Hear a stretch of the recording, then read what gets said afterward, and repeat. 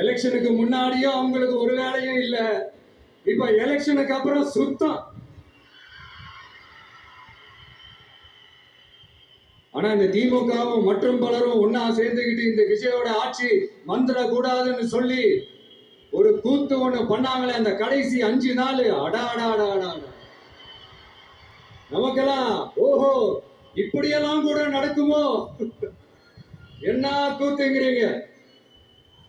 ஆனா ஃபியூச்சர் என்னவா இருக்கும்ன்றத மட்டும் இப்ப நான் சொல்றேன். உங்களுக்காக உண்மையா உழைக்க வந்த இந்த விஜயா, இல்ல இந்த விஜயோட ஆட்சி அமைஞ்சிட கூடாதுன்னு தடுக்க நினைச்ச ஸ்டாலின் சாரா, அவ்வளவுதான். இதுக்கு நடுவுல வேற யாரும் எந்த அல்லு சில்லும் உள்ள வந்து நம்மளை தடுக்கிறதோ எதிர்க்கிறதோ ஏதாவது பண்ணாங்கன்னா நிர்வாகம் அதுக்கு பொறுப்பு இல்ல ராஜா, நிர்வாகம் அதுக்கு பொறுப்பு இல்ல.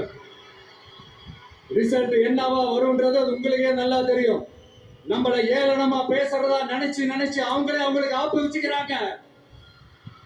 திமுக நம்மளை தடுக்க, திமுக நம்மளை எதிர்க்க, திமுக நம்மளை அவமானப்படுத்த அத்தனையும் நமக்கு நன்மையே.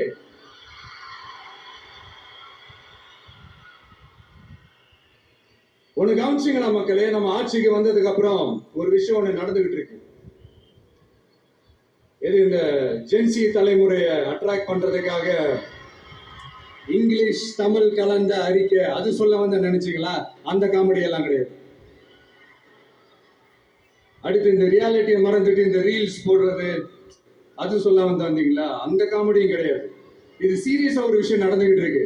முன்னெல்லாம் சட்டசபையில யார் பேசினா நமக்கு என்ன, யார் அடிச்சுக்கிட்டா நமக்கு என்னன்னு இருந்த கூட்டலாம் இப்ப சட்டசபையில என்ன நடக்குது, என்ன பேசிக்கிறாங்கன்றது ரொம்ப உன்னிப்பா கவனிக்கிறாங்க. கவனிச்சீங்களா? திமுக ஸ்டைலே சொல்லணும்னா ரீல்ஸ் போட்ட கூட்டம்லாம் இப்ப நியூஸ் பார்த்துக்கிட்டு இருக்கிறாங்க. அதுல நமக்கு சந்தோஷம் தான், பெருமை தான். நம்மளுடைய யங்ஸ்டர்ஸ், நம்ம பெண்கள் எல்லாம் அந்த அரசியல் என்னன்னு தெரிஞ்சுக்கணும், அந்த அரசியல் என்னன்னு புரிஞ்சுக்கணும்னு அப்படி ஒரு விழிப்புணர்வு ஏற்பட்டிருக்கு. அதுல எங்களுக்கு சந்தோஷம் தான். இதெல்லாம் யாரால நடந்திருக்கின்றது நான் சொல்லிதான் உங்களுக்கு தெரியணும்னு அவசியம் இல்லை, அது உங்களுக்கே நல்லா தெரியும். இப்படிப்பட்ட நம்ம தெய்வங்களை, இப்படிப்பட்ட நம்ம மக்களை தற்குறின்றது இன்னமும் சொல்லிட்டு இருக்கிறாங்க.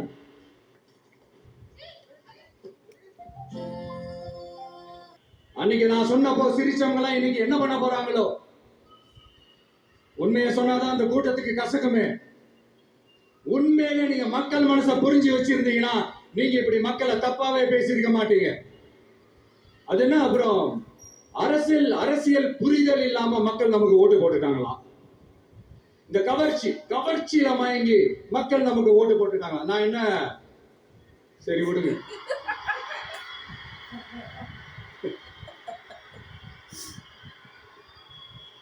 மக்கள் அவங்களுக்கு ஓட்டு போட்டா அந்த மக்கள் நல்லவங்களாம், அதே மக்கள் நமக்கு ஓட்டு போட்டா அந்த மக்கள் கெட்டவங்களாம். தற்குறியா?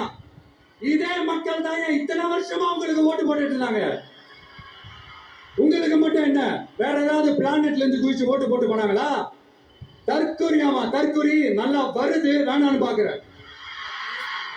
எங்க அண்ணன் விஜயகாந்த் அண்ணன் சொல்ற மாதிரி, அண்ணா அவர்கள் ஆரம்பிச்ச கட்சிய ஒரு அடிமை கூடாரம் ஆக்குனது யாருங்க சார்? இப்படி எல்லாம் ஆக்கிட்டு உண்மையை சொல்லு உடன்பிறப்பேவா.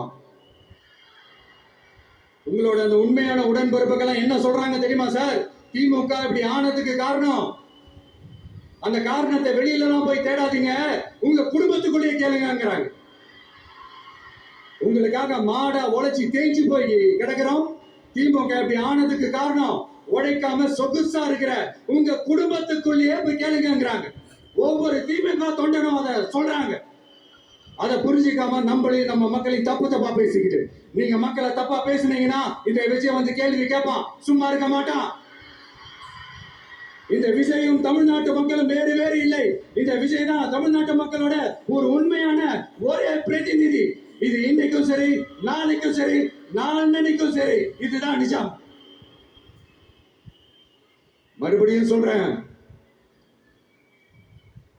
நமக்கும் மக்களுக்கும் இடையே இருக்கிற இந்த பூர்வ ஜென்ம பந்தத்தை, அந்த உறவை ஏதோ இந்த சதிகள் சூழ்ச்சிகள் பண்ணி யாராலையும் எதுவும் கெடுக்கவே முடியாது. கெடுக்க ட்ரை பண்ணீங்க, நம்ம ஆட்சிக்கெல்லாம் வரதுக்கு முன்னாடி என்ன சதிகள், என்ன சூழ்ச்சிகள். என்னென்னலாம் பண்ணி எப்படியெல்லாம் தடுத்துடலான்னு. ஆனா இப்ப ஆட்சிக்கு வந்த இந்த சாமானிய மக்கள் ஆட்சிய நீங்க இந்த எதிர்கட்சியா இருக்கும் போது ஒண்ணு யூஸ் பண்ணுவீங்கல்ல, இந்த பழைய டெக்னிக், அதெல்லாம் யூஸ் பண்ணி நம்மளையும் மக்களையும் பிரிச்சலாம்னு நினைச்சீங்கன்னா அது ஒரு காலம் நடக்காது. மக்கள்லாம் ரொம்ப தெளிவாயிட்டாங்க சார், ரொம்ப தெளிவாயிட்டாங்க. அதனால ஒரு ஆக்கப்பூர்வமான ஒரு எதிர்கட்சியா செயல்பட்டு மக்கள் மனசை வெல்ல பாருங்க.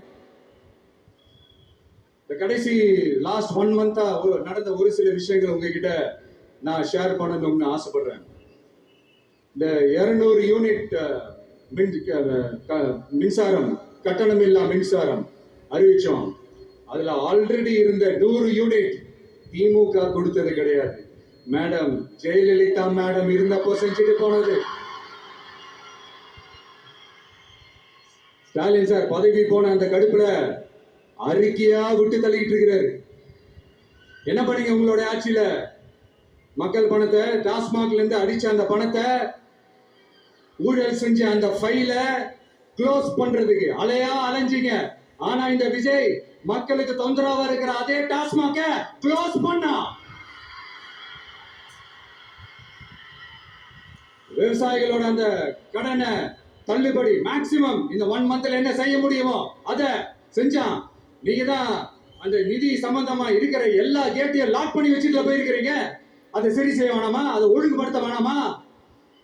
அதனால மறுபடியும் சொல்றேன், இந்த விஜய் பொய் சொல்லி ஏமாத்துறதுக்காக அரசியலுக்கு வரல. உங்க கூடவே நிக்கிறதுக்காக மட்டும்தான் அரசியலுக்கு வந்திருக்கிறேன். அதுல எந்த மாற்று கருத்துமே கிடையாது. கவலையப்படாதீங்க விவசாய பெருமக்களே. அடுத்து இந்த சட்டம் ஒழுங்கு, அது சரியில்லை இது சரியில்லைன்னு சொல்லி திமுகவும் மற்றும் பலரும் மாறி மாறி கூவுறீங்க.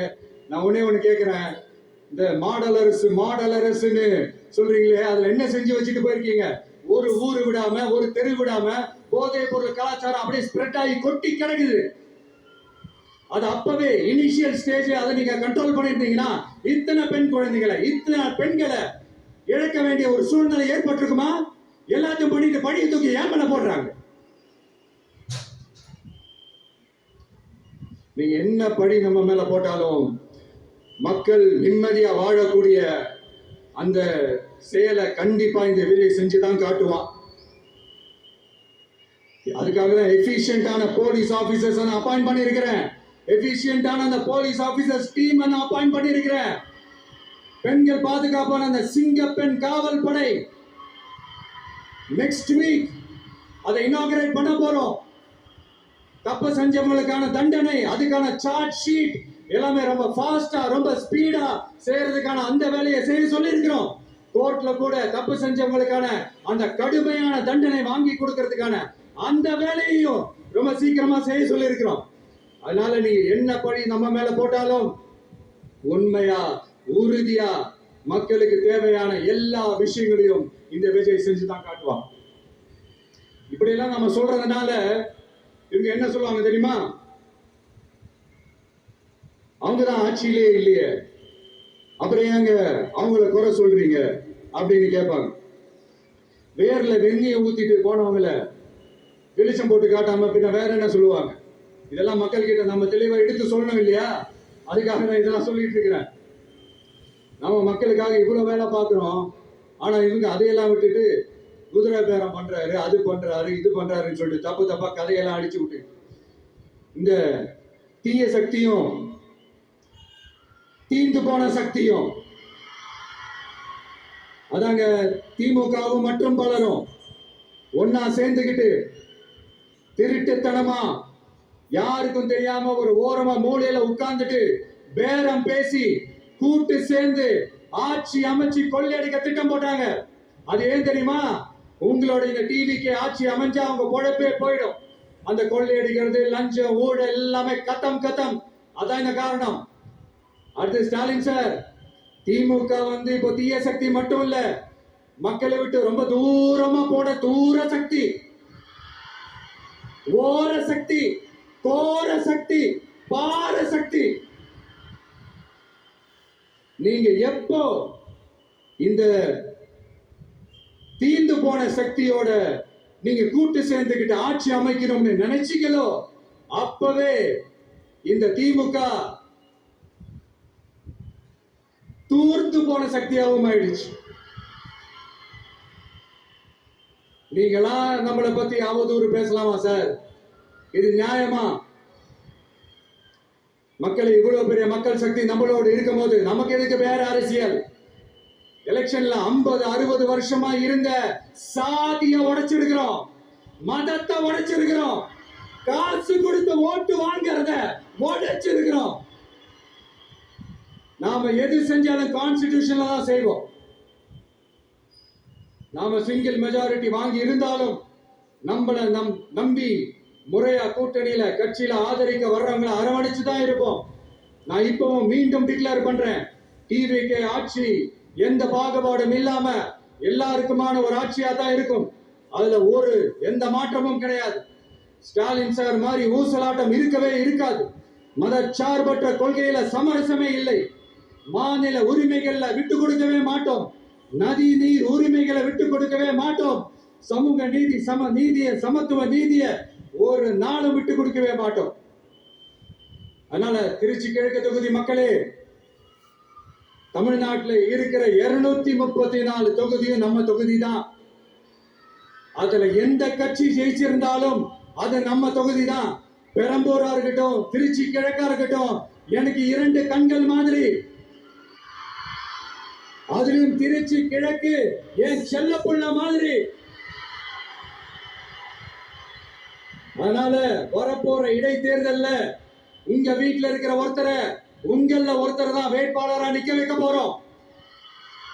நீங்க எப்படி இந்த விஜய்க்கு ஆதரவு கொடுத்து ஓட்டு போட்டு ஜெயிக்க வச்சீங்களோ, அதே மாதிரி வரப்போற இடைத்தேர்தல்ல உங்களுடைய அந்த வேட்பாளரும் ஜெயிக்க வைப்பீங்கன்ற அந்த ஒரு நம்பிக்கை நான் முழுமையாக தான் நம்புறேன். உங்களுக்காக உழைக்க வந்திருக்கிறேன். உங்களுக்காக எல்லா விஷயத்தையும் நான் பார்த்து செய்வேன். ஊழல் இல்லாத, லஞ்சம் இல்லாத ஒரு ஆட்சியை நான் கொடுப்பேன். I understand. ஒரே நாள் அது நடக்காததான், ஒரு மேஜிக் இல்ல. பட் ஒரு நாள் அதை நான் நடக்க வைப்பேன். எனக்கு இப்ப வேற எந்த வேலையும் இல்ல. உங்களுக்காக உழைக்கிறத தவிர என் கடன் இனி என் மக்களுக்கு பணி செய்து கிடைப்பதே. மீண்டும் என்னை ஜெயிக்க வச்ச தமிழக மக்களுக்கும் திருச்சி கிழக்கு தொகுதி மக்களுக்கும் மீண்டும் என்னுடைய நன்றியை தெரிவிச்சுக்கிட்டு கான்பிடென்டா இருங்க. நல்லதே நடக்கும். வெற்றி நிச்சயம். மீண்டும் சந்திக்கும் வரை நன்றி, வணக்கம். குறிப்பா திருச்சி கிழக்கு தொகுதி மக்கள் உங்கள் அனைவருக்கும் என்னுடைய ஸ்பெஷல் வணக்கமும் ஸ்பெஷல் நன்றிகளும். இதை நான் ஏன் இப்படி சொல்றேன்னா, என்னை இப்போ பெரம்பூர் தொகுதி எம்எல்ஏன்னு தான் சொல்லுவாங்க. பட் ஆனா அது எலெக்ஷன் கமிஷனோட அந்த சட்ட விதிகளுக்கு மட்டும்தான் அப்படி. ஆனா என்னை பொறுத்த வரைக்கும், தமிழ்நாட்டை பொறுத்த வரைக்கும், தமிழ்நாட்டுக்கு எப்படி திருச்சி ஒரு இதயம் மாதிரியோ, அந்த மாதிரி என்னோட இதயத்துக்கு திருச்சி கிழக்கு தொகுதி மக்களும் ரொம்ப ரொம்ப ரொம்ப க்ளோஸ் தான். அதுல எந்த மாற்றமும் கிடையாது. சரிங்களா?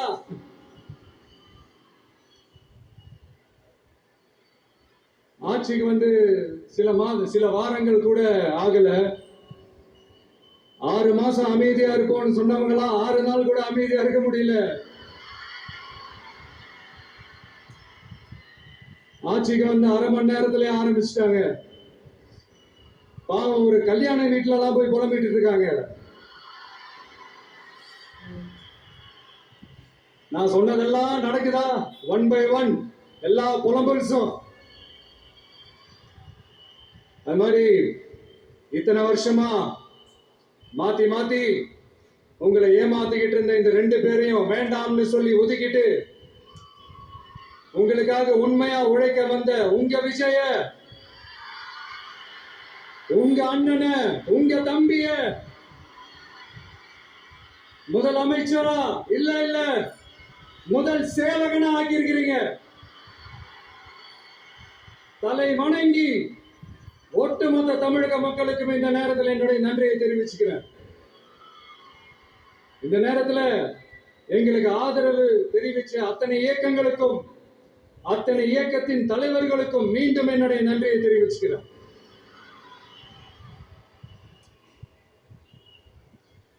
புரட்சி தலைவர் எம்ஜிஆர் அவர்களுடைய முதல்